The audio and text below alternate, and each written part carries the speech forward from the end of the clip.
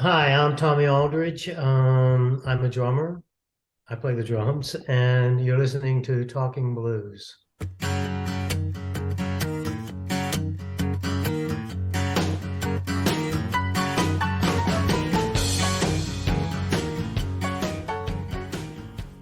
So I know that you dabbled a little bit with the saxophone and with the guitar, but I think you basically got into the drums very early in your life. Tell me what that attraction to the drums, how did that happen?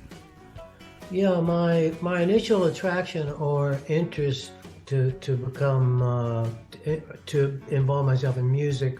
Well, I was quite young. I didn't make a distinction, but from one instrument to the next, any musical instrument was an interest in music. And my initial interest was in drums, and it came from my mom was the musical person, and not a musician. I'm the only musician that I can find going as far back in my family tree as I can go. So, but for the lack of anyone else, I like to blame it on my mom. She played, she was a big Elvis fan and she was a big Temptations fan and she played that stuff. And she was not so much a jazz fan, but she did like the Brubeck Quartet, who at the time I didn't know who they were. And again, I didn't make any distinction between soul music or rhythm and blues or jazz or anything music or country. My dad liked country music. But she was the one that was playing the music in the house. She had a little turntable with 40. She plays mostly 45s, which are the small one with the big hole in the middle. It's funny. I was at a store a couple of days ago, and a friend came up to me and said, "I used to buy this. Used to be a record store, and I bought all my 45s here." And the lady behind the counter was in her, I don't know, maybe mid-20s. She had no idea what a 45 was, so I thought maybe I'd qualify the statement. But she was the one that kind of piqued my interest. And initially, it was just a little play toy drum kit with a little palm tree painted on the front of the bass drum. It was just toys. They didn't last long. My mom got them for me to save me from beating on her pots and pans and stuff, but they were so fragile that by the time I had them for a very short amount of time, they were just kind of rubble in the corner of my bedroom. But you started taking the drums more seriously, um, one piece at a time, if I'm not mistaken. I did, yeah. I didn't have any formal teaching when I was coming up. Not for the only actual opportunity that was available to me was the marching band or the school band, and that to me didn't wasn't the music that attracted me to it. And so I thought, well, this isn't going. There's nothing for me here. In hindsight, or if I have any regrets, is that I didn't do that. It would have given me some fundamental. It would have laid down some drum corps fundamentals and things like that. But out of frustration and to go back a little bit out of frustration, I found the drums. I got a snare drum and the book of rudiments, and I found it incredibly tedious trying to learn to teach my left hand to do the same thing that my right hand could do, and so forth and so on.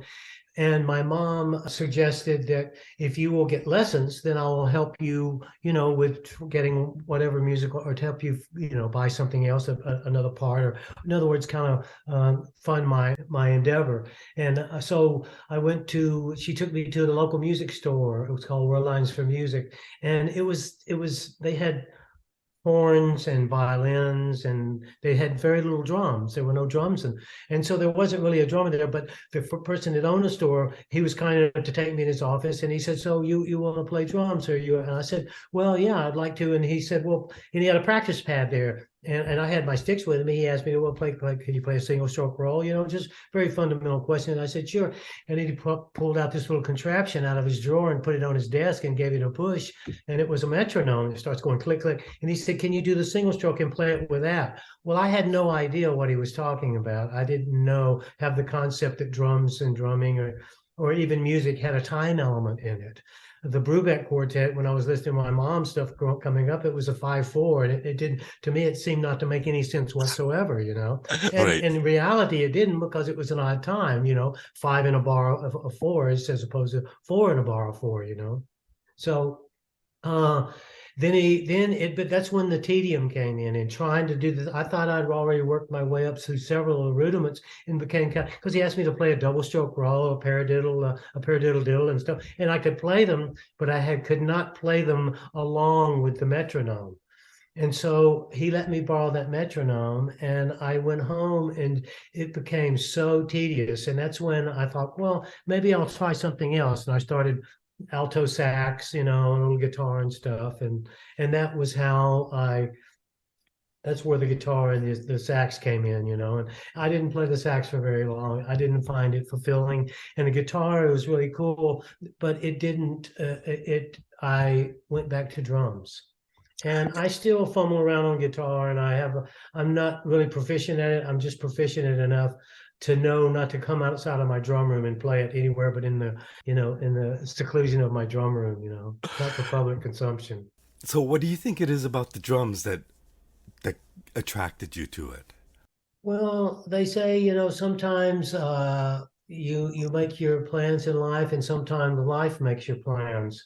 I never had an aspiration to make money and to keep in mind, due to my generation, I was very early at the front of the whole rock phenomenon, So Elvis Presley to me was my mom's kind of rock star. And so automatically you're not attracted to the people that your parents are fans of. If your mom likes something or your dad likes something, you're automatically supposed to hate it. So I wasn't particularly drawn to that. But when the Beatles and stuff like that, Brubeck, that was one of the first songs that I actually learned to play. And it was incredibly difficult but I didn't realize that at the time, because again, I didn't know that 5/4 was any different than 4/4 or 6/8 or whatever, And so I hadn't formed any boxes around my perception, so to speak, or life hadn't formed any. Anyway, it wasn't something that I really chose to. I was just attracted to it. I had this insatiable hunger for or interest in anything having to do just with the instrument itself, the way they looked. I had drum catalogs, and I've said this before, that sometimes my mom would come in my bedroom and I would be in there under the blankets with my flashlight, and she'd come in and scold me, not because I was reading Playboy or anything, but because I was reading drum catalogs, or not because I was reading anything, but because I was up instead of sleeping. And so maybe that would explain a lot. I was reading drum cat. I should have been reading Playboy maybe, but I just had a real fascination for him. And even when I was coming up, and I was planning bars and stuff when I was a kid, still in junior high and stuff, and I was playing in places with people that were older than I was, but and I would end up. Even after I left home and was kind of supporting myself, I would sometimes go hungry.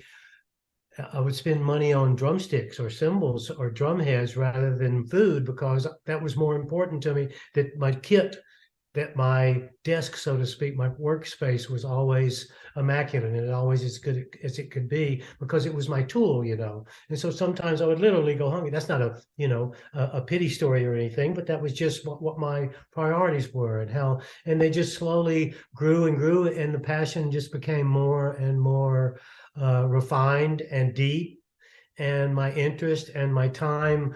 By the time I was in late, 6th, 7th grade, I was being scolded by my classmates because I wasn't coming out and playing baseball and playing football or going cycling or playing tennis. I was spending more and more and more time pursuing my interest in the drums. Would it be correct to say somebody like Joe Morello would have been somebody you looked up to and wanted to be, or did it work that way? No, Joe Morello, because I perceived Joe Morello as to be someone like an adult, like and he was, obviously he was another generation, but I was inspired by what he did. I didn't know when I listened to Take 5, I knew that there was a drum solo in it, but it wasn't until well after that, probably 10 years, 15 years after that, did I realize that the drum solo was in 5/4, as well as as well as the riff. And I didn't realize the genius at the time. I was just inspired by a drum solo. The drums were playing all by themselves, And the real genius in that was the fact that he plays in 5/4 throughout the solo, and it's a very expressive and emotional so even then, even though I didn't understand it, and just became more and more so, the greater my knowledge of what was transpiring, or my appreciation for what was transpiring, the more respectful I became of him and what he was doing. But it was never something that I emulated. It was something but it inspired me to no end. He inspired me to become a drummer, and I had the great privilege of telling him that I was doing a modern drummer festival, I think on the East Coast, and he was there, and I got to meet him, and I told him that he was so kind, and he posed with a photo, and I have a really huge, in my drum room of standing next to Joe Morello with his arm around me. It was very emotional for me. I can He thought, imagine. oh, it's just another rock pig on pizza, that's playing drums and doesn't know what he's doing. But he was very respectful and very, very kind. I wonder the fact that you started off with a snare and then it built up the drum kit over I presume, a long period of time. You didn't start with the drum kit. You started with the snare and then to the hi-hat and whatever. How long did it take for you to actually get a full kit? It seemed like an eternity, because when you're young, a year Yeah. is a lifetime. Now a year is a blink of an eye. You start appreciating some of the biblical principles. The blink of an eye or whatever.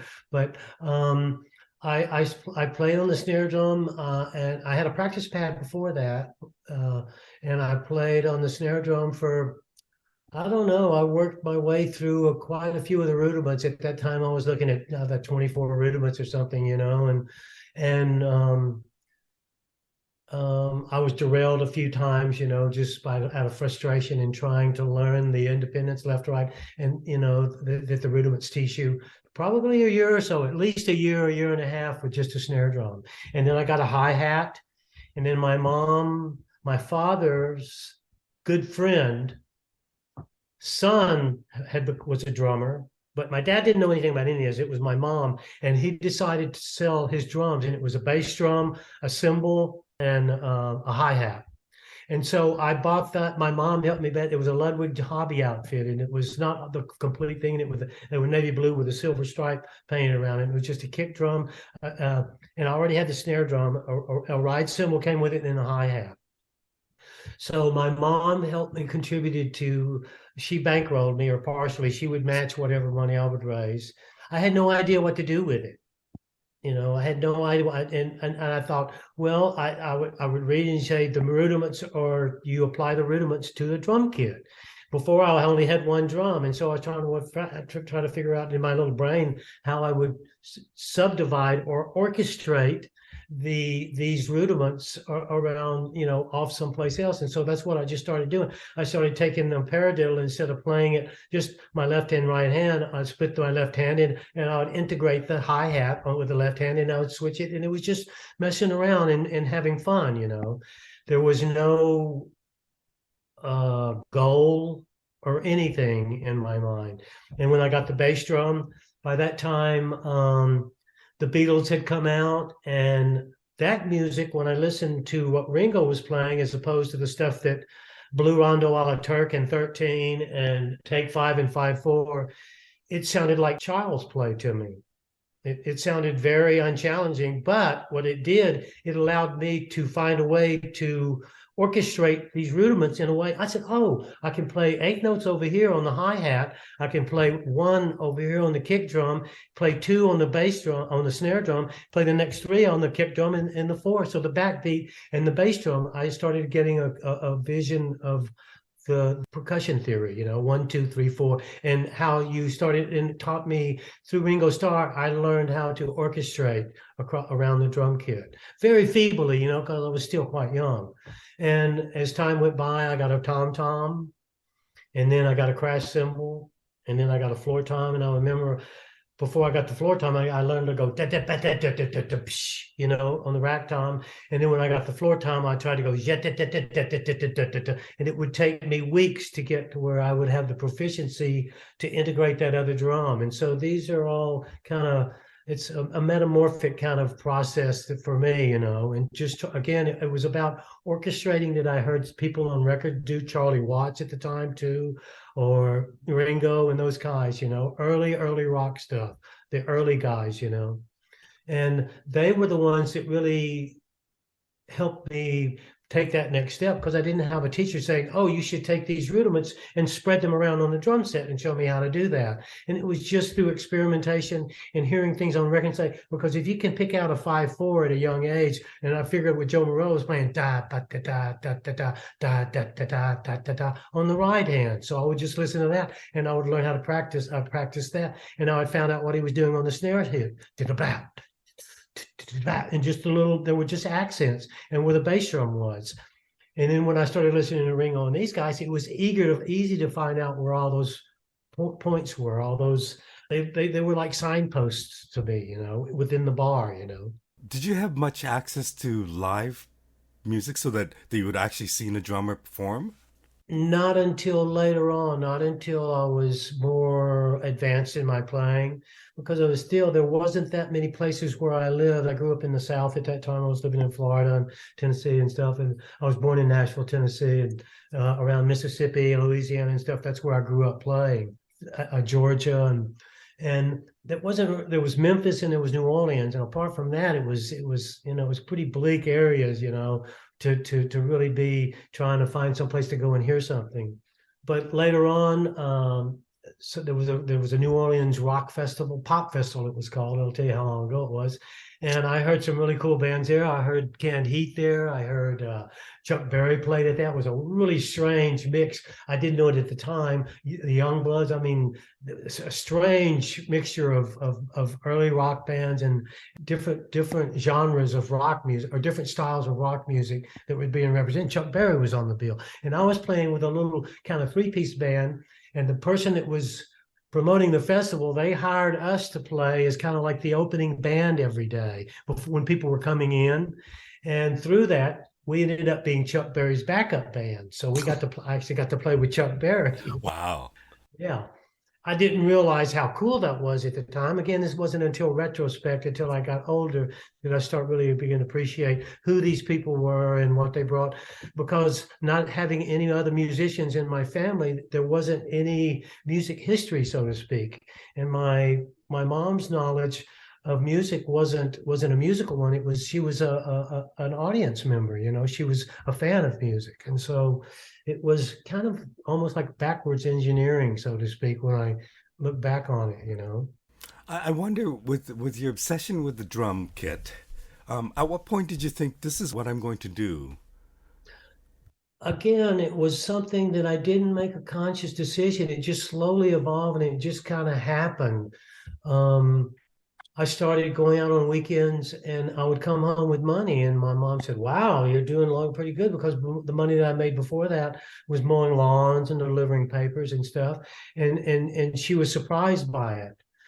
And I have to add that all through this, I began hiding the fact that I was a drummer from my father, because originally my mom said, "Don't tell your dad," when she would give me money, and she would underwrite sort of my bankrolling me, trying to don't tell dad, don't tell dad. My dad was into country music. My dad was a very sweet man, but he was an alcoholic. He was one of those kind of alcoholics that was functional. I learned this later on. And I just thought it was normal that some mornings I'd get up to go to school, and I'd have to step over my dad. My dad wasn't a drunk that just slept on street corners. He was a very functioning alcoholic, but my mom was the one that took all the brunt of it. My mom did all of the discipline in our family. My father got up and went to work, provided for us. He wasn't "I love you, son. How are you today? Can I buy you some drumsticks today?" It wasn't any of that. Whereas with my mom, she was very nurturing in that regard. But it started early on, and what my mom was doing, it's not good that one parent tells you to hide this from the other parent. My mom didn't know that she was doing anything wrong. All she was trying to do was out of her love and out of her giving spirit, give me something that she hadn't seen in her other children. I have two brothers and a sister, or anyone else in the family. And because of her musical interest and the fact that she liked music, I think that was the reason she was kind of watering the plant. And she said, "But don't tell dad." And originally it was innocent, But what happened later on is it became something in my little boy's mind that I needed to hide from one of my parents. So there was a weird, strange dichotomy in my relationship with my instrument and what I did. So I thought at one point in when I was coming up, that for me to be a drummer would be a bad thing that would send me straight to hell. It gets kind of more complicated than that, but it was never one instant to say, yeah, I'm going to do this for a living. It just sort of morphed into that. When I started making more money than my father did, only then did I let my dad know that I was a drummer. Because my dad, when I was growing up, he was very clear about it. If you were in the music, if you were a musician, you were either a drug addict or had questionable sexual tendencies or all the above, a racist, you liked black. My dad was very, very, very, he was, father was essentially from the hills of Tennessee, raised him, educated himself, raised himself, taught himself his business. He was very, very hands-on fundamentalist kind of guy, loving, sweet guy, never, my mom absorbed all the dysfunction from my dad's alcoholism, which caused her later on. But anyway, consequently, it wasn't until I started making more money than my father did my dad become aware that I was a drummer. And he eventually came and heard me play and he was very taken with it then, but it was only on that level. He could relate to it that once when I was financially successful, he thought, he looked at it in a different way then, because that was his defining element. That was what he measured it by. That was his metric. Once I made money doing it, he thought, oh, well, I'm all in, where he didn't have that perception before. He didn't even view it as something where someone that did that would be successful and make money. He viewed it as someone who did that would have long hair, didn't take baths with a hippie, and had questionable, hygiene and sexual preferences, and was a drug addict. And he didn't make any distinctions until that time. So that's a little oversimplification, but it also makes you wonder, or makes me wonder, the fact that your dedication to learning the drums while hiding it from your dad, like, that speaks even volumes about the fact that how passionate you were and how you learned the drums even though you had this obstacle.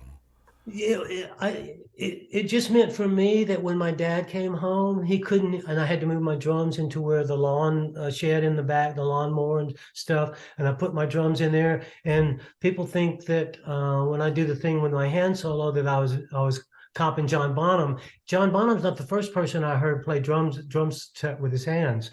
A gentleman by the name of Frosty who played with Lou Michaels. It was a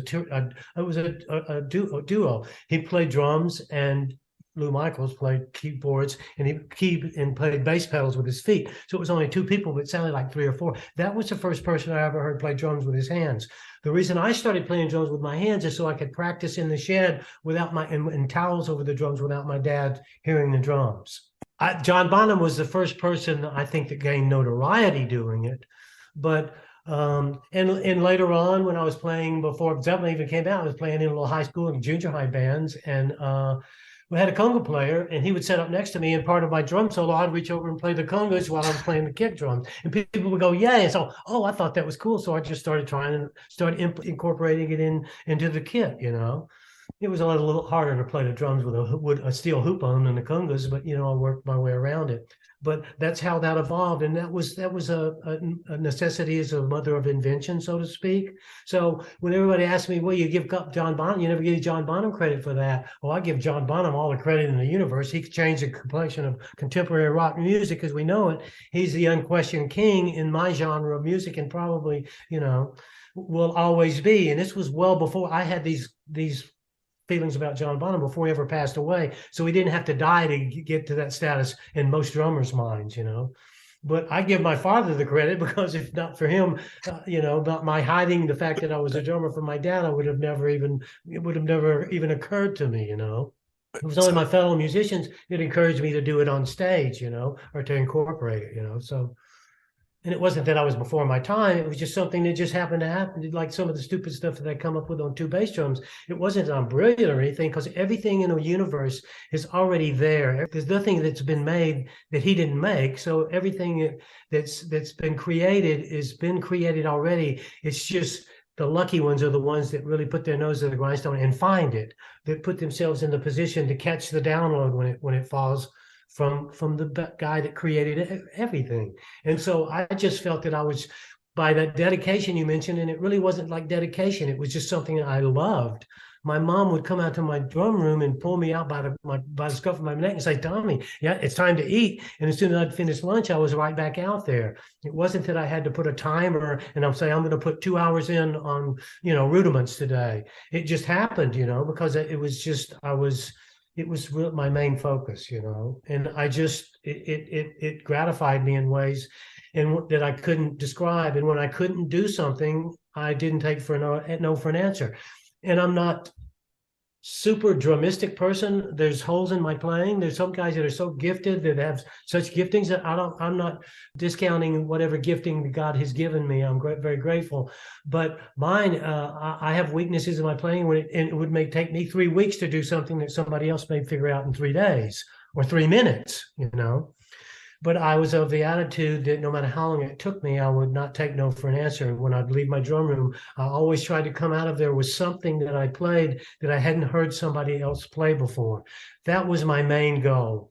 As I became more and more, not accomplished, but just more adept around the instrument, I was able to take the ideas that I was getting and actually play them to where that I could hear them instead of just hearing in my head. Later on, now I pick up my drum machine and I program what I'm hearing in my head, then go in my drum room and teach it to myself. Back then, I would hear things in my head and I would slowly develop. They were much more simple then. Slowly develop the adequacy around the kit to be able to physically play it.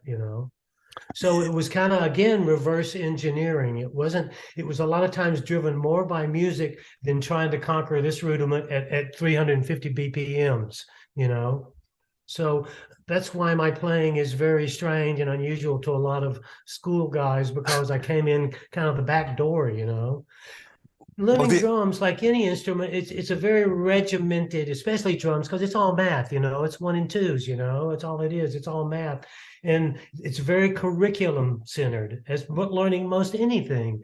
And so when you come up and you don't have a curriculum centered approach to your instrument, strange things occur, And guys like Tommy Igoe, he's like the personification of by the book drumming, all the kid has to be ergonomic.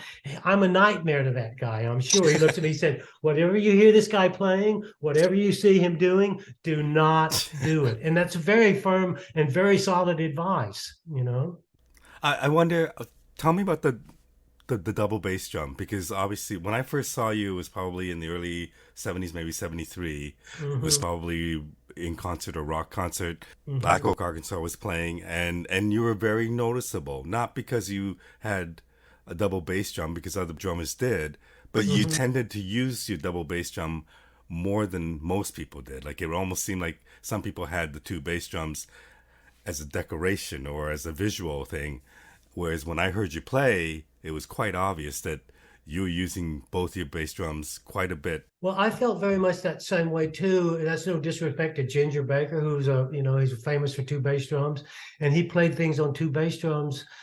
And Louis Bellson, even before that. So can I ask you, when you mentioned Louis Bellson, when I saw you with Black Oak, Arkansas, your drum kit was kind of reminded me of a Louis Bellson drum kit with the bass drum and 1 tom.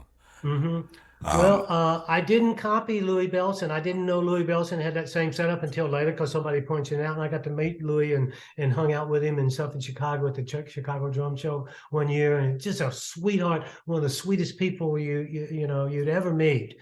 Forget the fact that he's a famous drummer, just one of the sweetest people, and he wants to hug you and he wants to share, give you, I was so touched by him. I learned one of the greatest lessons from Louis Bellson. This is how you treat people when people look up to you. Because a lot of people that are looked up to, they forget how to treat people that are looking up to them. And he taught me a very valuable lesson. No matter how, I think that if somebody's impressed with what I do, I don't have a very high opinion of them. If they're impressed with what I do, how can I have a very, very high opinion of them? But I have to pull myself out of that hole, because that's what that is. That's a lie, and treat them with respect and stuff. And I learned that from Louis Bellson. But no, I had single tom and two floor toms and two bass drum and one bass drum with and when I switched started playing with two bass drums, and I just took that one bass drum and put my hi-hat on the right side, my bass drum on the left side. It was the same thing that I'd approach when I was trying to orchestrate the rudiments around the kit. I said, why don't I'm going to practice my drums and the things that I've learned so far, but I'm going to put my bass drum on the left and my hi-hat on the right. So that because to me, the rudiments were teaching my left hand, I'm right hand dominant. Behind the kit, you need to be non-dominant. You need to have both sides need to be equal, and that's what the rudiments really teach you: the left to right. You know, to separate the two. You know, and the polyrhythm thing and rhythmic thing and all that. And that's what the rudiments teach you, and they're the language of our instrument. You can't go very far on a drum set without having a good fundamental foundation in the rudiments. And so I thought, well, hey, the same must be true for my feet. You know, so I put my bass drum on the left and my hi-hat on the right. Not long after that, a good friend of mine decided we would set our drum sets facing one another, and we'd play drum battles. And we learned he was a better drummer than I am. He thought I was better because I could twirl, but he was actually far better. And I learned so much from him. His name was Robert Jackson, and he doesn't even play anymore, you know, but he left his kit over there, and I borrowed his bass drum when he wasn't using it. And I put the bass drum where the hi-hat was. And I just started experimenting, and that's all it was just trying to teach my left foot to do the same thing that my right foot could do. And it was experiment. And it wasn't until I started doing the silly exercises that I was doing in my rehearsal room, jamming around with our little junior high and high school band when I was growing up. And they would say, wow, that sounded crazy. Why don't you use that in a song? And so it was more people like that would hear it and would think, wow, I couldn't tell where that was coming from. That sounded like two or three drummers playing at the same time. That's what people would say when I started doing it live in clubs and stuff and on stage. And people said, wow, where's that sound coming from? Well, where I heard it the first time was there was a band called the Flower Power that were playing at that same festival. And there was a drummer named by the name of John Rand. They were a local band. And they were called the Flower Power. That'll tell you how long ago this was. Well, he was playing, and after he played, it was outdoors, and I was standing next to a storage building or something. It was out on the field.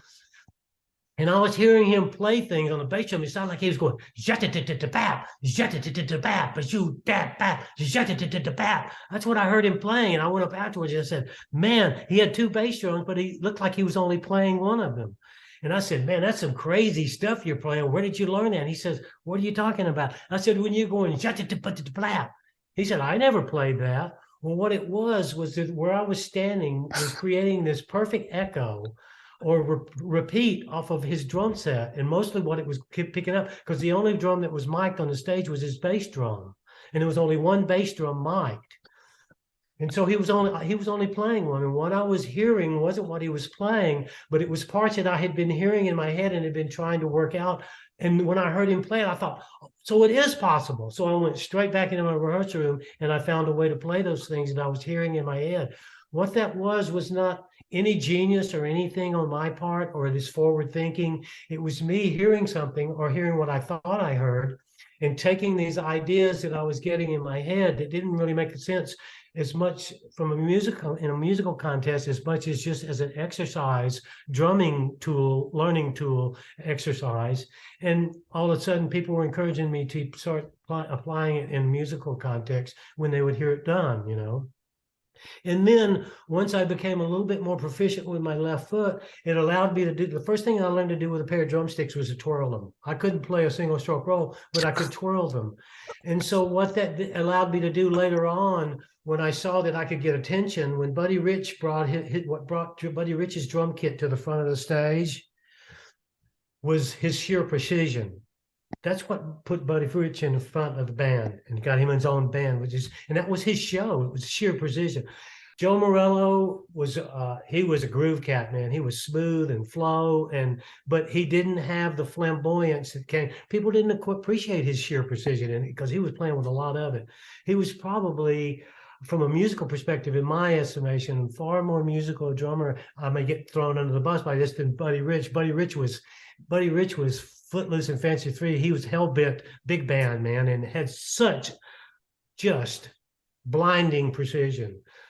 Well, guys like Louis Bellson, he had another bass drum up there, but he really didn't play it. And so, what I wanted to make sure that I did is when I heard these ideas and I started using two bass drums, I said, "This is what two bass drums are for." And I would always try to come out of my rehearsal room with something that I hadn't heard someone do on two bass drums, and that was my goal. To play something on the two kick drums that I hadn't heard someone else play. It's not that it was anything new. It's just that I had assigned that to it, orchestrated it to a different atypical part of the drum set, which was the left bass drum instead of my left hand. And so I started substituting half of the notes that I would play in a bar of 16 with my left hand and play them with my left foot. And so it sounded completely different, and it sounded heavier to me, and it was more in keeping with the music that I was more and more gravitating toward, which is heavier, heavier, heavier, faster, faster, faster. John Bonham comes out, and what John Bonham was doing was incredible. It changed, and it's consolidated that same way of thinking, because what separated John Bonham from all the other drummers of his time, Ginger Baker and all the West, is that he was doing that with one bass drum, but he was only using two notes. He was doing a triplet where I was doing a triplet was bat dat dat on the kick drums and making a four. It would become a quad. It would be right, left, right, and a snare hit. John Bonham was going doot doot on the bass drum, ba ba. It was still a quad, but he was doing half of the quad with one foot. It's easy to do a quad with 2 feet, but to do that with one foot, and for John Bonham to do a triplet, everybody else would do the triplet with two of the beats up top, two of the three up top, and one on the kick drum. I heard Buddy Rich the first time I sat behind Buddy Rich and heard him play. He was doing that, and it was really amazing. Well, what John Bonham did, he just flip-flopped that rudiment. He put two on the bass drum and one on the top, and so it becomes it's the same figure. It's a triplet. He just reassigned it to another part of the drum kit. And that's what separated John Bonham at the time from all the other cats, and does to this day, along with his genius creativity, the band that he was playing with. There are so many things that contribute to who John Bonham is and what he became, and the place of reverence that he deserves at the very top of the heap, Not a competition thing, but the cream rises to the top. The truth always finds its way to the top. Yeah. And so when I heard John Bonham, I said, yeah, this is the way to go, Lord help us if John Bonham would have had two kick drums, Whoa, what would have happened, People say, well, he didn't need it.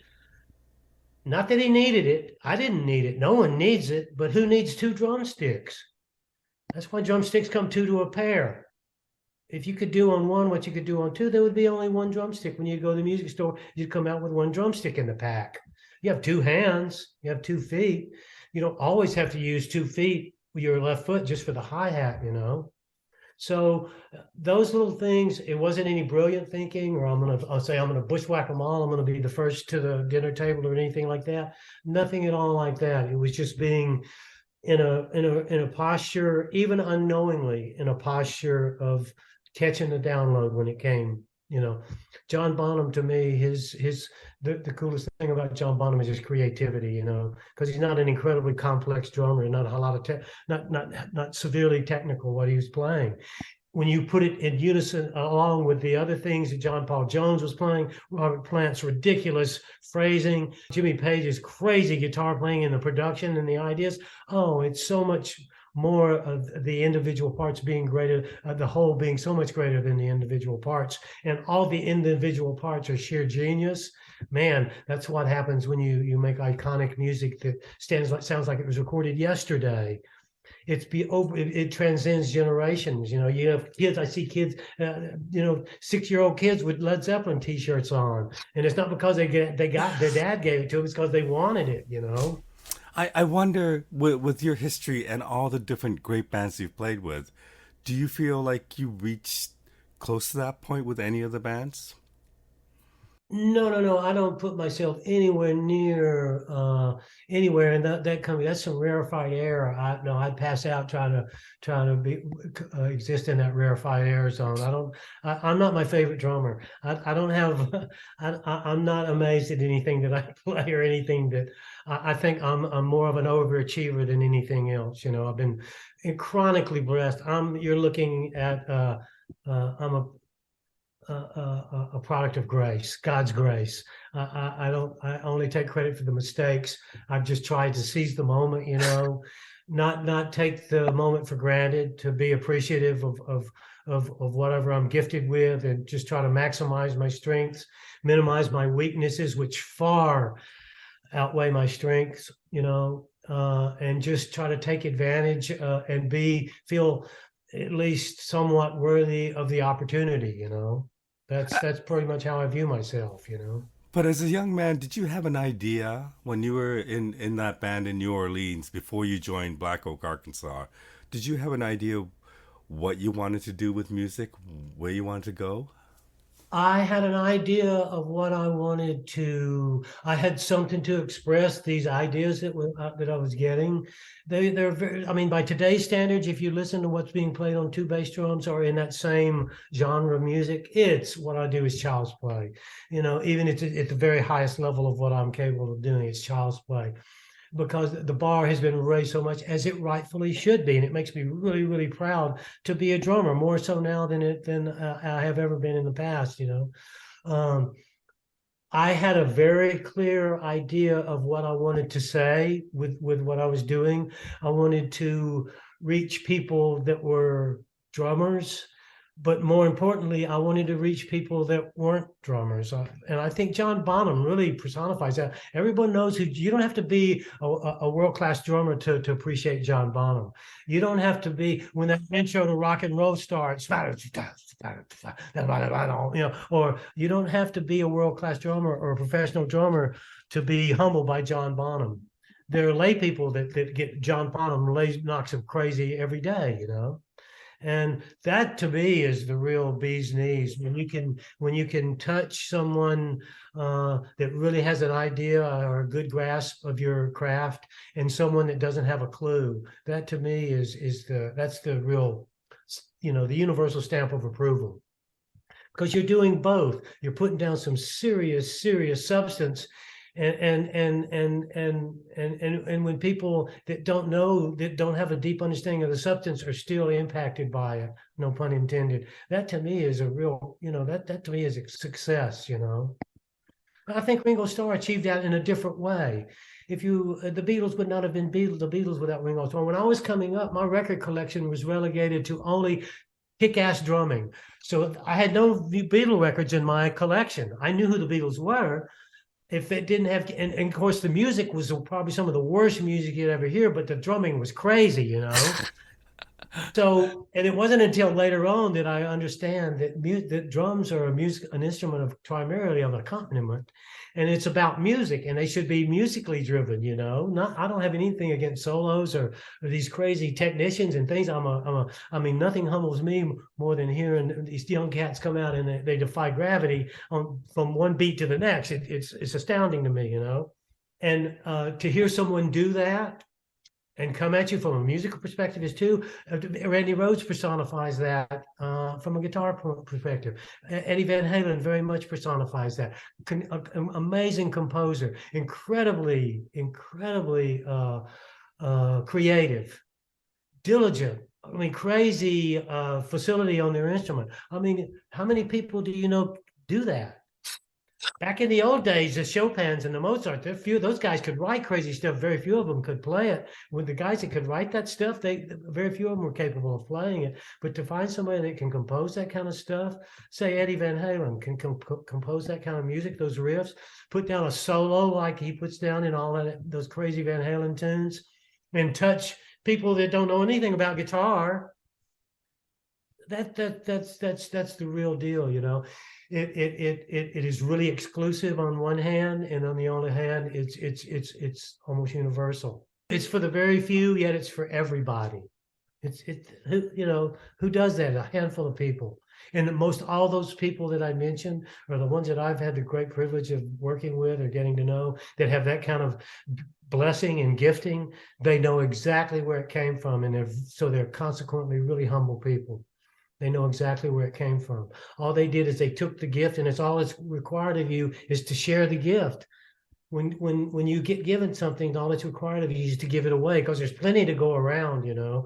There's plenty to go around. And when somebody does that, Randy Rhoads, incredible facility, incredible songwriter, and an incredible human being. You know, when people like have that kind of gifting, they somewhere know in their psyche that it has nothing whatsoever to do with them, that they were in the right place at the right time, and all they have to do is be a good steward of the gift, you know, and nurture it and be diligent about it. Treat it with for what it is a great gift. That they did nothing to deserve it. They did nothing to deserve it.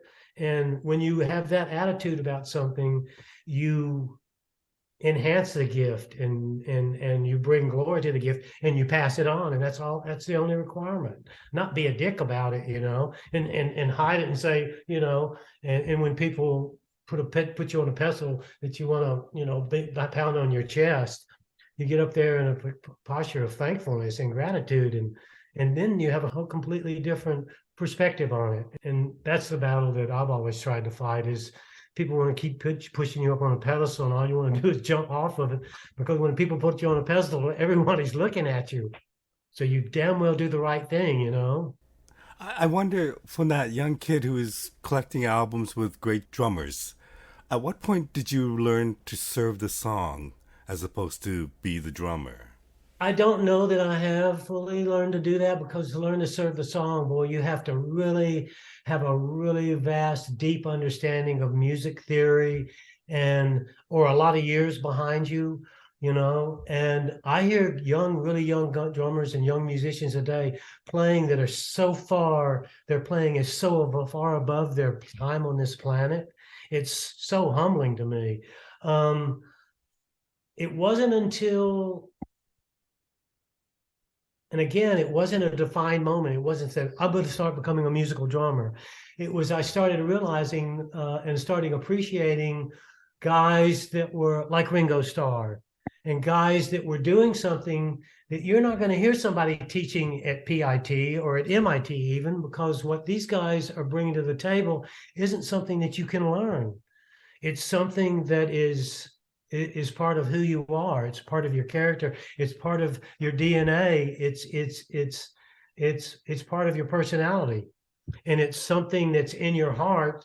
It's a gift that's in your heart, and you're just trying to express it. And nobody can teach you how to do that.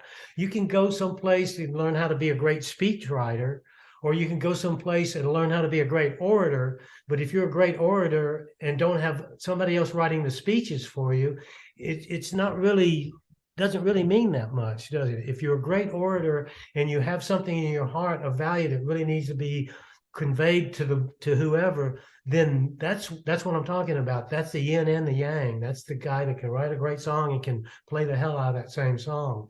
To me, that's what separates the really legends. I mean, that word gets used so much, you know, really legend. I don't find myself anywhere in that category.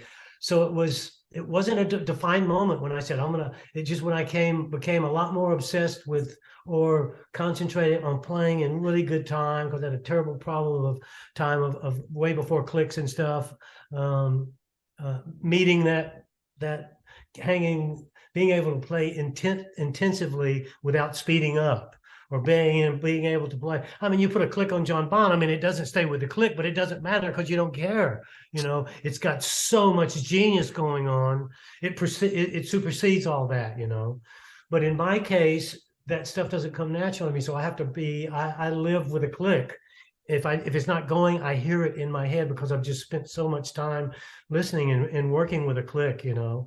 And in a drummer's perspective, you once you become aware of that and you realize that has to happen, because that's where the precision comes from.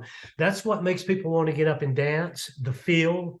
John Bonham would stay way on the backside of it, and he would do more between, not on the downbeats, but the E and between the 1 and the 2. In a 16th note grid, and sometimes in a 32nd note grid, when you have that kind of refinement in your natural sense of time, which I believe John Bonham obviously has. He's still alive, very much alive. it's something that's something you've born with, and that's one of those are the guys I'm talking about that can learn to play something for. It takes me 3 weeks. Some guys can learn to play it in 3 days or 3 minutes.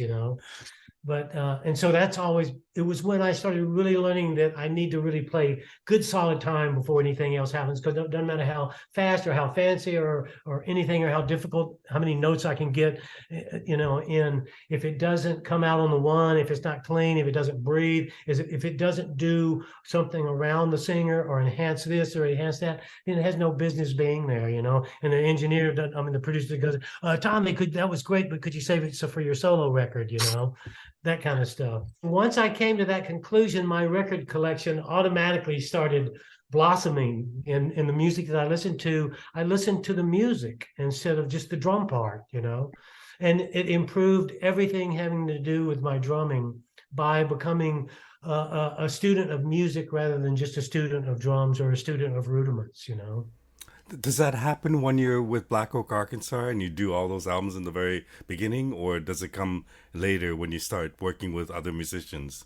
It happened to some degree with Black Oak, and I don't mean to disregard those guys, because I don't sing their praises because of the experiences I had with legal experiences and trying to fight for my life, literally, physically, and career wise, professionally. So there for a long time I had a chip on my shoulder about those guys, but I have to take my hat off to them. They provided a forum for me to get around the world, and people like that instance that you mentioned. So Simon Phillips came up to me when first. He said, I heard you on this, and he said, man, I couldn't figure out what you were doing. When you hear that from someone like Simon Phillips, you think, oh my, and you have to be thankful for that. And so I'm thankful for that opportunity. And I did come to some of these conclusions when I was working with that band, because it was like getting a root canal, playing some of that music and listening to some of it. It was awful, and I'm speaking to regarding myself too. And so I was always trying to find a way to make it sound tighter and more cohesive and more musical, and trying to do whatever I could do to contribute to that end, And so it became not something that I was trying to do, focus strictly on myself. I was trying to do whatever I could do that would help, I thought, make it just sound better to the people that were listening to it, make it sound tighter, make it sound more listenable and just less obnoxious, And so that's when I started listening more and more to the people that were around me, rather than coming in like a bull in a china shop and just trying to make everybody fit into whatever I was playing, which meant most of the time they'd have to play less. I started listening more and more to what the other people were playing. In that case, I was going, does he have to play that, And then I went through a year and a half of lawsuits, and then my first gig back was with Pat Travers, and I got around musicians, and man, it was like the rapture, man. It was like music people and music that drumistic music. Pat Travers is brilliant. I still feel that way today. It fell apart right when it was on the precipice of going really, really huge, and it had to do with controlled substances and so forth and so on. But be that as it may, I learned so much working with Pat. And it was in that instance, working with Mars Cowling, who was a very busy bass player, I had to stay out of the way a lot of times. And in some cases, because of Mars' dexterity, he could play things and would follow things, and it would encourage me to play patterns on the kick drums that I otherwise wouldn't play. If you go back and listen to that early Travers stuff, live stuff, there's some a lot of notes going on, but it somehow works, And it's because we were paying close attention to what each other was playing. And so it was then when I started listening a lot more to the people that I had the privilege and the blessing of being on the stage with, that then I started realizing, I can get better at this. I can become a better drummer by staying out of this guy's ways. I can be a better drummer by playing less.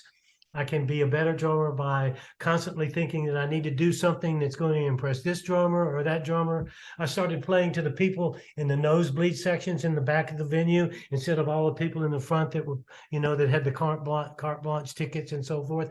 And it changes your perception of yourself and what your goals are.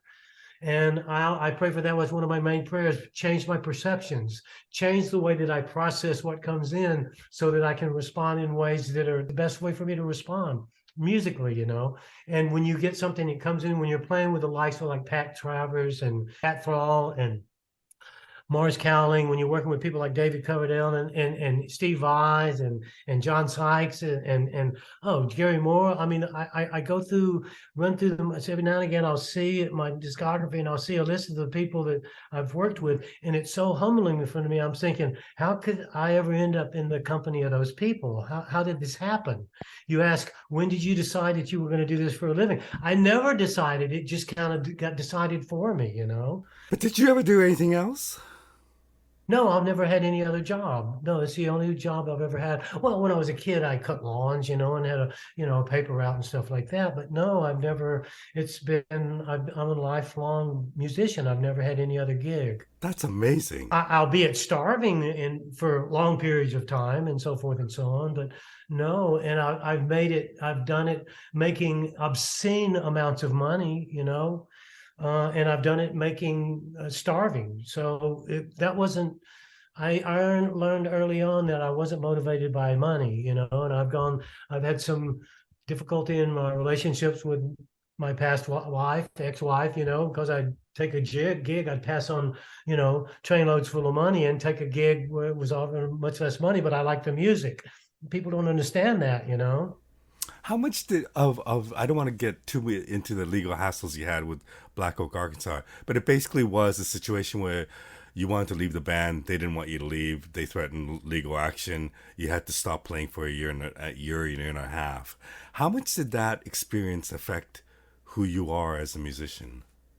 It helped me a lot at the time. It scared me to death because it wasn't the legal stuff that I was worried about. I was physically threatened, and it wasn't by them so much because the guys in the band, they would just puff it. They were really mind controlled by this guy that was the manager. So, and he was one of the guys that they grew up with, and he's like a Jim Jones cat, man. Got a few screws loose, but he threatened my well-being when I finally got the nerve to say, I'm out of here.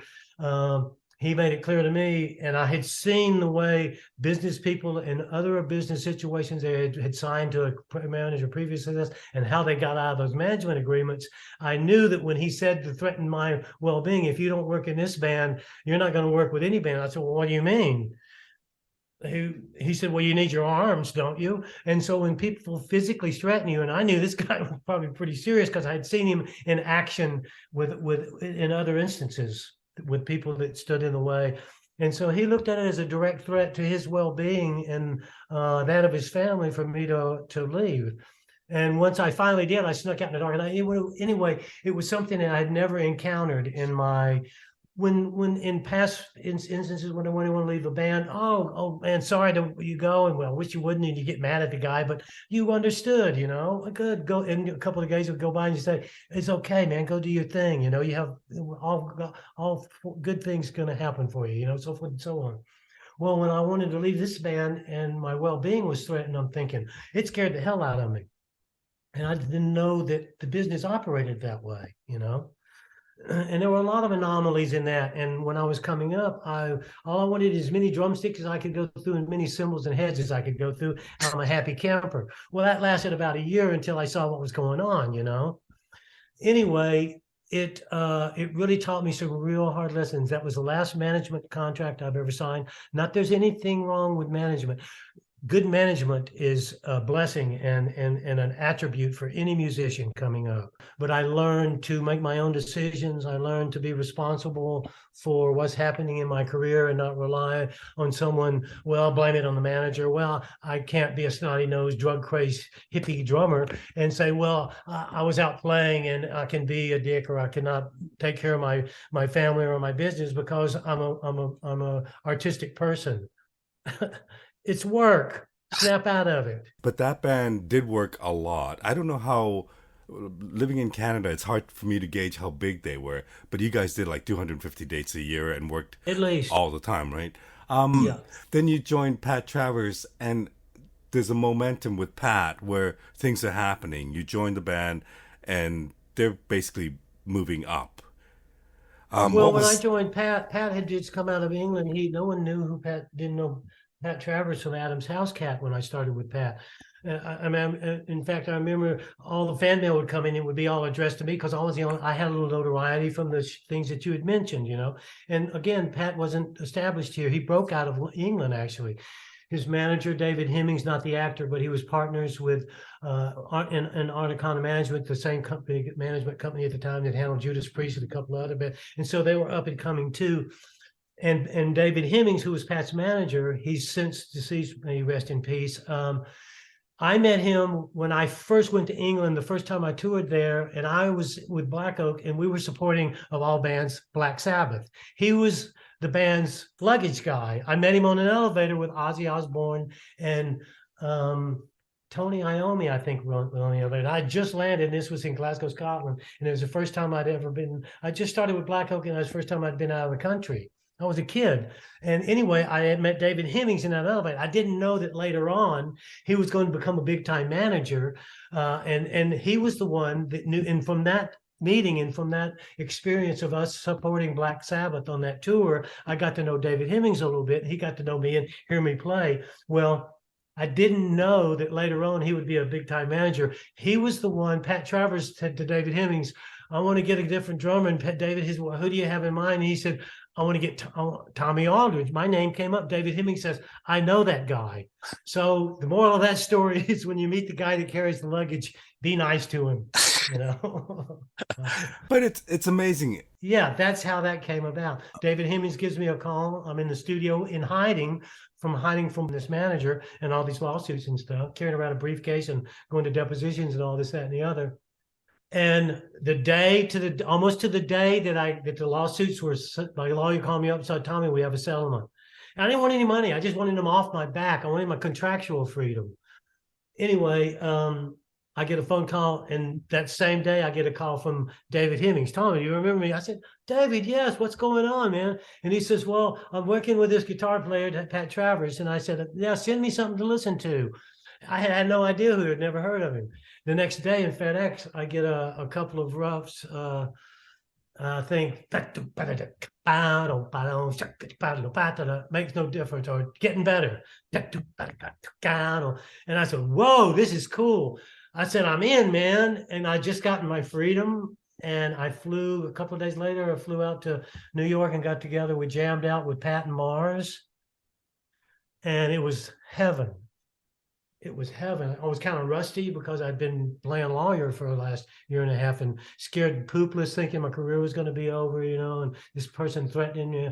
And I learned so much from that time, although I also learned how to be very anxious, you know. So a lot of, you know, things came to, I was faced with a lot of things at a very young age to deal with, you know, and I managed through God's grace, not my own. I've always been on my mom's prayer list and a lot of other people. So it was kind of by proxy, you know. I was getting grace, you know, well before we never deserve it, but even way, way, way before I even thought about deserving it, you know.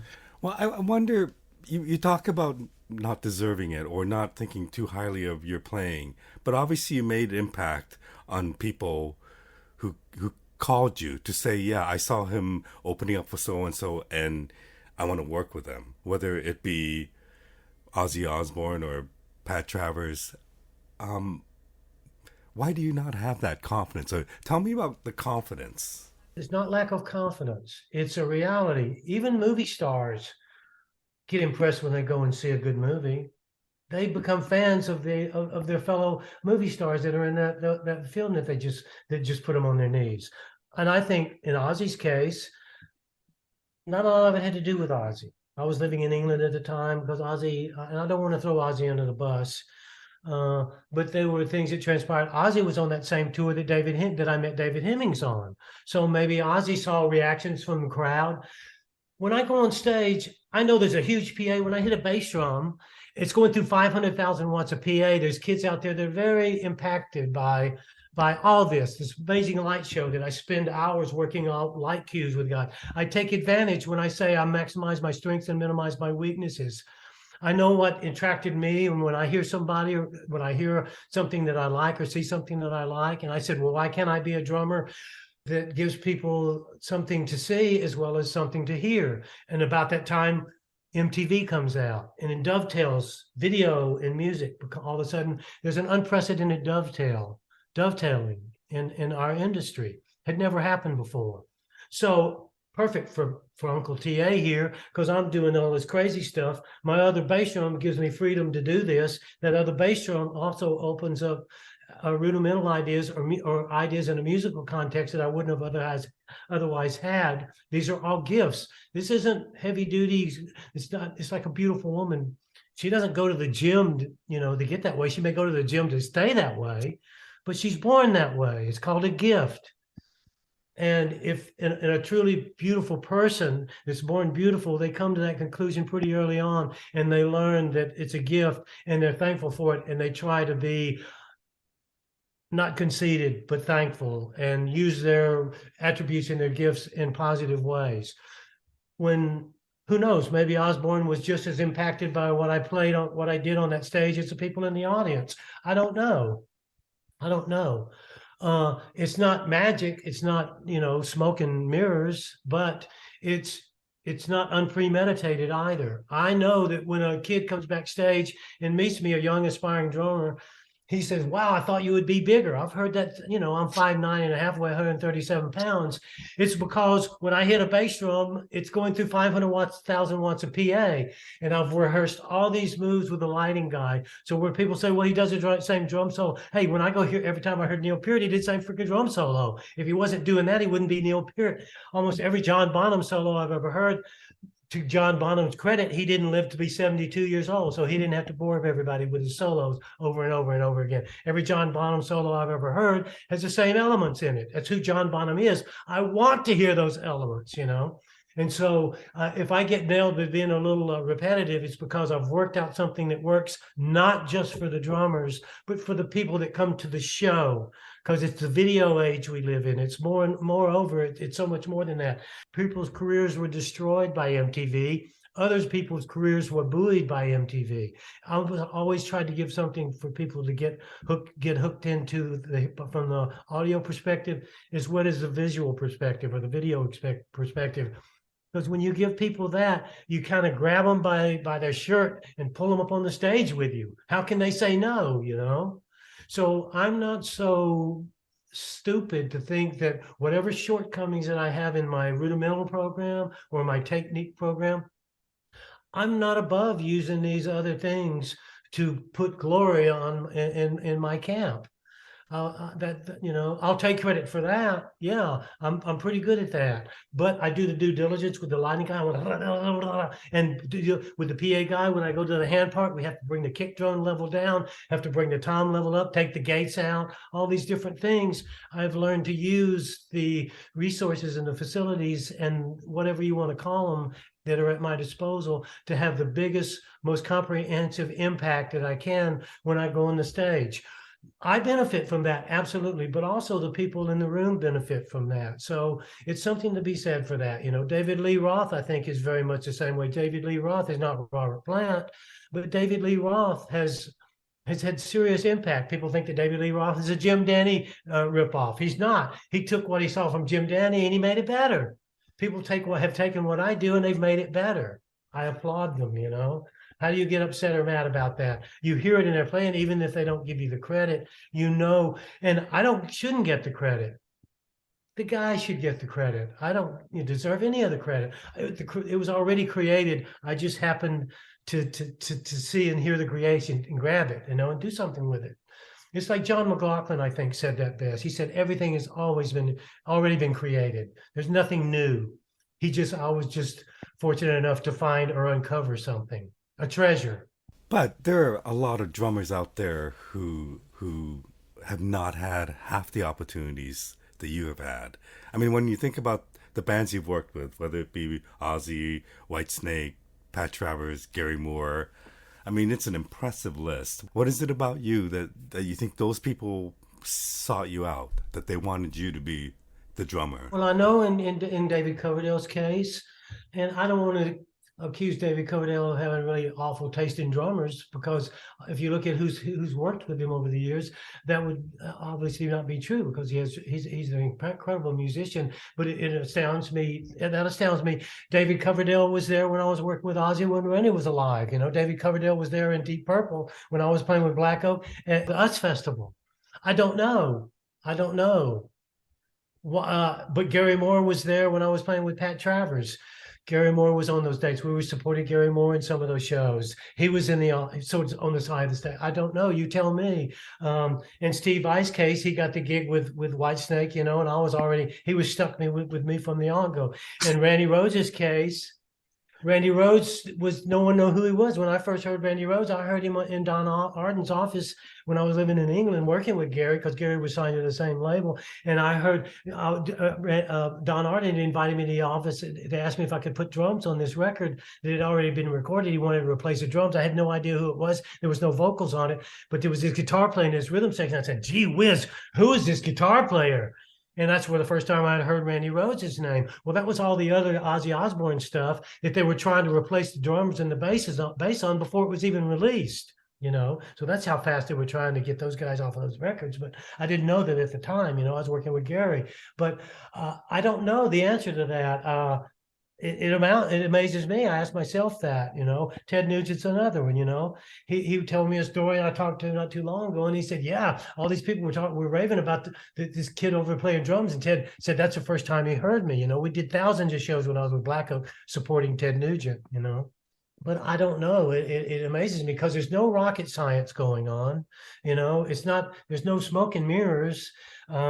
It's nothing that hadn't been rudimentally established, you know, decades or, you know, thousands of years before. It's just I had a little niche of something to say, and I just tried my best to say it, you know. I wanted to give people something that sounded like it looked and looked like it sounded. And that's not the easiest thing in the world to do, no, but you find a way to do it, you know. If this foot is covering what this hand could be doing, it gives you a chance to make a fool of yourself and bring the, you know, bring the eyes into the program. And again, that's my response to that. The video age coming in, there were a lot of things that made the Beatles who they are. There are a lot of things, there's so many components over and above, outside of who Led Zeppelin is, who the individuals that comprise it, even outside of the music, that contributed to the incredible stature and the pinnacle that they deservedly inhabit to this very day. But there are things that they have no control over. There are things. I don't believe in circumstance. I don't believe in coincidence. I believe that that there's a plan for each individual, and the closer you get to the one that has laid that plan out for you, the more successful you'll become in that plan coming to fruition. But there's so many things outside of who we are and what we do that have an impact on how things come about, you know. Whitesnake's a perfect example of that. Here I Go Again, biggest Whitesnake song ever. Huge tune. It's David Coverdale's calling card. He co-wrote it with Bernie Marsden, who was in with Whitesnake 15,000 iterations ago. Here I Go Again was recorded on a Whitesnake record, thousands of Whitesnake records previously. Why wasn't it the biggest song in the world then?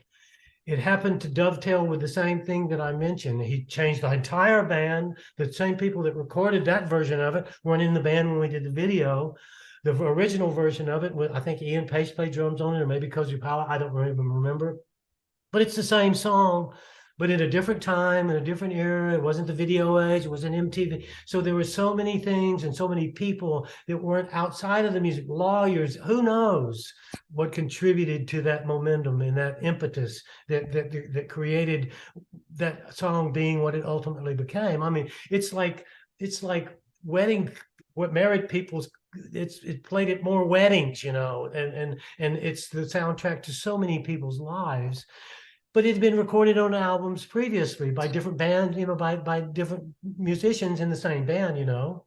So who knows? There are so many elements and so many factors that contribute to the way things are that really are far beyond the people that are actually centrally involved in it. So it's a hard question for me to answer. But that's what I put a lot of my success down to, just being able to get the best out of circumstances that have been afforded. I've spent my entire life on the road, those 256 days a year that I averaged with Black Oak. That paid off. Hard work pays off. knowledge, hard work pays off. I learned things over those years, and so I believe that my due diligence and going out and going on stage sick, putting up with things with drunk guys that are getting all the money and all the all the acclaim, and they're going out there drunk, and I'm paying more attention to their audience than they are, and making sure that when I put my bottom on that drum stool, I'm doing the absolute best I'm capable of doing on that in that moment. That's what I've always tried to do, and I feel that my reward is from doing those things. It's not because I'm a drumming genius or at the cutting edge of anything. It's just, for the most part, just hard work and God's amazing grace. How different a drummer are you now than what you used to be?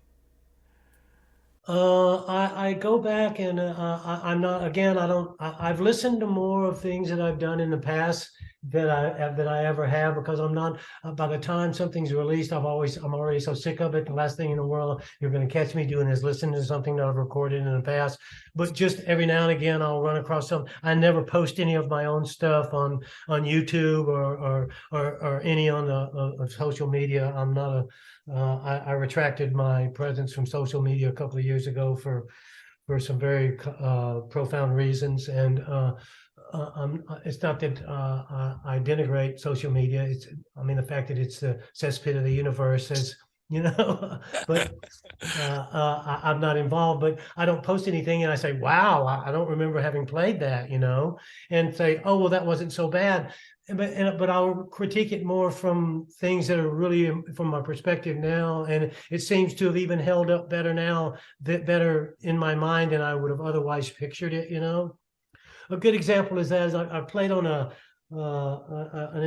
Japanese guitarist solo record a couple 2-3 years ago, and the music was not over my head. It was just fast. And one tune was faster than the other. And I was coming off coincidentally where I broke my pelvis in a bike crash, and I was trying to rehab, and I was working up this tune as part of my rehab, these songs. Anyway, I was going to go over and do a live do a DVD of the music, but I didn't know that the DVD was going to be live. I thought it was going to be, when you do a live DV, you do 2-3 nights, and they like you do, they edit it and make you look like you know and sound like you know what you're doing. Well, by the time I got there, my flight, I missed a day of rehearsal. I was supposed to get 1 day of rehearsal, and then we were going to do the DVD, and I didn't realize it was going to be one show, live DVD. Well, it was music that was ridiculous, and I thought, oh my God, I almost had hives. I was so anxious, but because everybody else gets to go home and overdub all their parts. Well, the drummer never gets to do that. And so not only was it a live album, CD, it was a live DVD, so there's nowhere to hide. So I had to play everything live, and that's what's going to be used. And I can't, when I screw up, I can't put a big sign behind me and saying I'm playing like a polecat, because I don't know what I'm doing. Forgive me. That's not an option. So I was like fit to be tied. I got there, I flew all night. I lost my day off because I had to travel on my rest day because the flights were canceled. I flew in, went straight to rehearsed all day, all into the night. The next day we did the gig, and so I was a basket case. I never dreaded anything more in my life than the release of that DVD. And I did have I had a clause where I could sign off on it, but they had put so much money and expense in it, I could not in good conscience, say, no, you can't do this to me.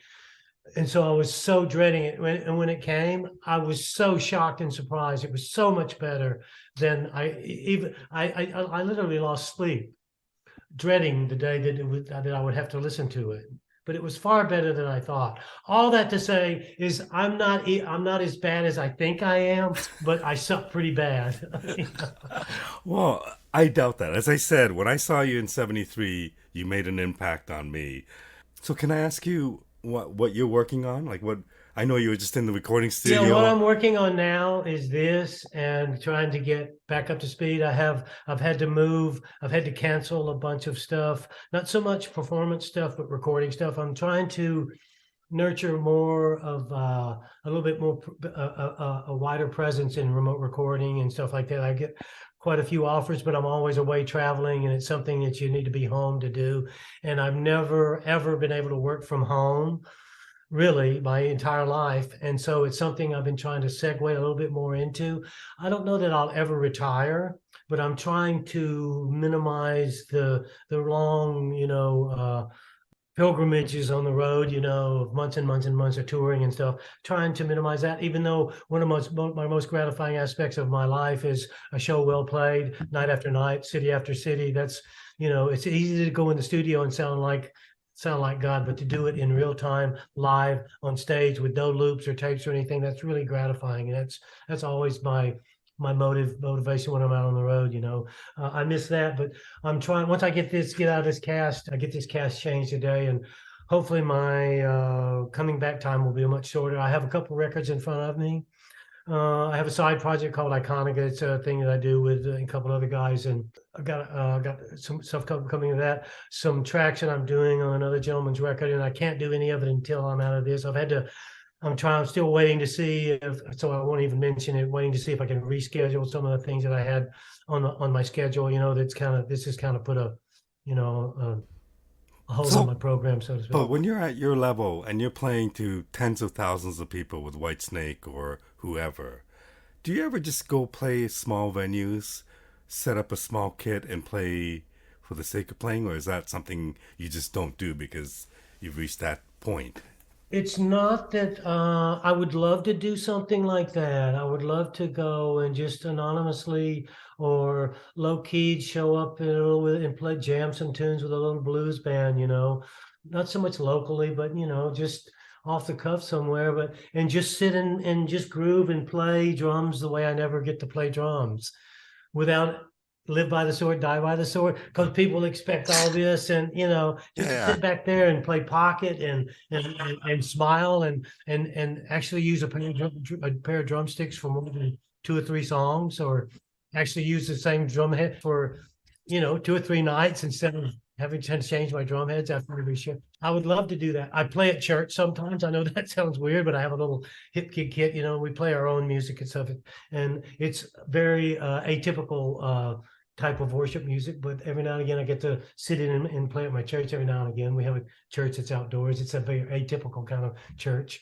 but yeah, I would really like to do that. Maybe I'll do some of that coming up. I don't know. I don't have any my go-to on stage is like I have this mindset that I have to defy gravity, and I have to play at 11 and instead of 10 and so forth and so on. So it's going to require a total recalibration of all the above, But I would very much like to do that and just be a human behind the kit, not have any expectations or other than just, playing a nice pocket or so forth and so on, do the things that I'm not known for. But it's not something you actually get to do very often. I get to do it in my drum room downstairs. I go in there for 2 or 3 hours every day. I'm still in it now. I'm sitting there behind my kit with my practice pad, just working on exercises for my left hand because I'm not allowed to use this one, and working on some patterns and stuff, just fundamental stuff that I don't pay attention to when I'm out on the road. And, this guy's always wanting to lag behind, my non-dominant hand, just doing things like that in this so-called downtime. I believe this is not a curse, my little accident. There's something in it for me. He's in everything. And so just trying to find what he has in this for me, and that takes a lot of looking and searching, you have to. And so that's what I've been doing, working on just silly exercises that I did on my practice pad when I was a kid, with my left hand, but double time in it, Yeah. Well, Tommy, thank you so much. This has been a thrill, and I really appreciate it. I hope your wrist gets better very soon, and I hope to see you on the road sometime. Yes, Marco, if I'm out and about and you hear about it, just ping me. Stay in touch. It's an honor, and again, I appreciate your interest, Marco. Bless you. Thank you. Thank you. You take care.